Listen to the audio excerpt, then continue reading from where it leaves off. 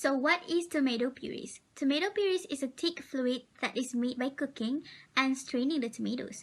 To prepare this, the ripe tomatoes are being washed, the stem and the leaves are being removed. It can be blanched and unblanched. This depends on the individual choices. So the blanching process will help to loosen its skin and partially cool to preserve the color and its flavor.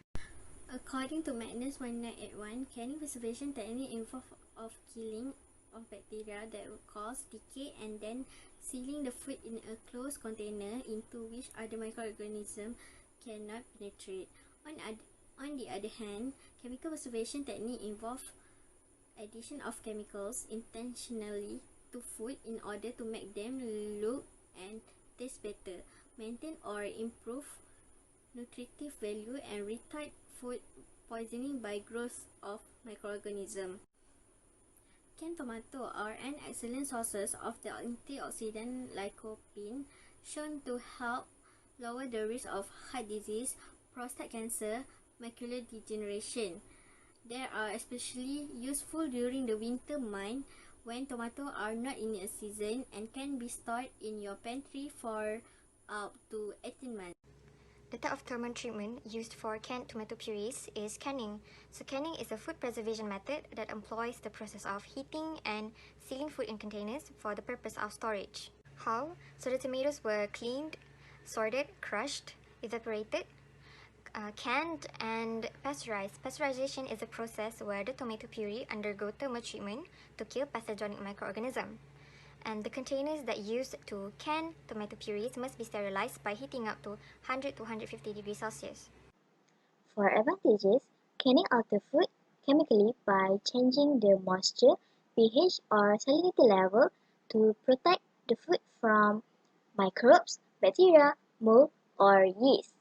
Besides, the canning process also limiting the food enzyme activity.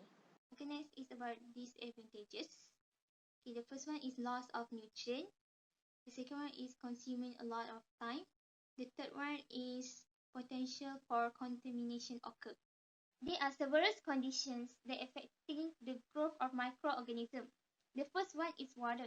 Water content and the availability of water activity can affect the growth of microbe in food. The second one is temperature. Microbes grow fastest at their optimum temperature. The third one is pH. In regard to pH, microbes have ideal pH range within which they grow, which is low acidic, medium acidic, or high acidity.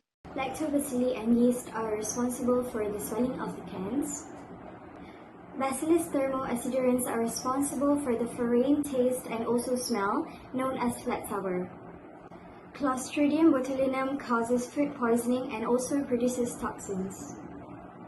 The fifth bacteria is Pseudomonas, which causes slime, discoloration, odors but do not produce toxins.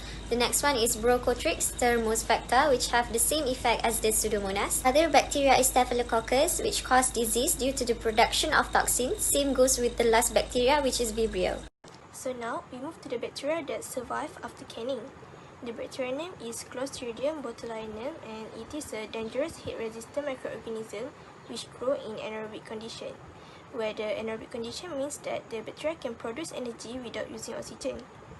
It can also grow when the pH of the food is above 4.6. If the canned product doesn't receive proper heat treatment, there will be a higher risk that the bacteria can survive and it will produce botulinum toxin. The toxin will cause botulism and also botulinum food poisoning, and it can attack nervous system that finally will kill a person. Next is how to destroy it.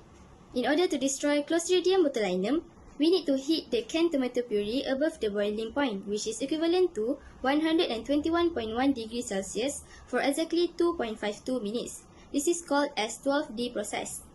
Besides, we can use low acid canned food LACF process. This process will ensure that the pH of the tomato puree will be below 4.6 as the Clostridium botulinum cannot grow in an acidic medium. Next is for the factors that allow bacteria in food canning. For the first one is bacterial growth in time, where under the right condition, bacteria will multiply quickly and the colonies will become very large. For example, at 45 degrees Fahrenheit, bacteria will grow slowly. At temperature 140 degrees Fahrenheit, they'll start to die. In the so-called danger zone, which is between 40 to 140 degrees Fahrenheit, which means bacteria will grow very well. For the second one is bacteria grow with time, where the bacteria can only grow with certain temperature, and at a certain temperature that may cause the bacteria to die. For example, as thermophilic bacteria, it can only survive at high temperature and might spoil the food if a certain procedure is not observed. Next, bacteria that live in food canning. Without beneficial bacteria, it is impossible to make food such as fermented sausage, sauerkraut, yeast, and cheese. In many cases, they are added into the food in the form of food starter. There are two classes of beneficial bacteria. Firstly, lactic acid producing bacteria, for example, lactobacillus and pediococcus. Next, color and flavor forming bacteria, for example, staphylococcus cosuria, that previously known as micrococcus. They are easy to kill, and most will die below the temperature of boiling water. They are little concern when canning.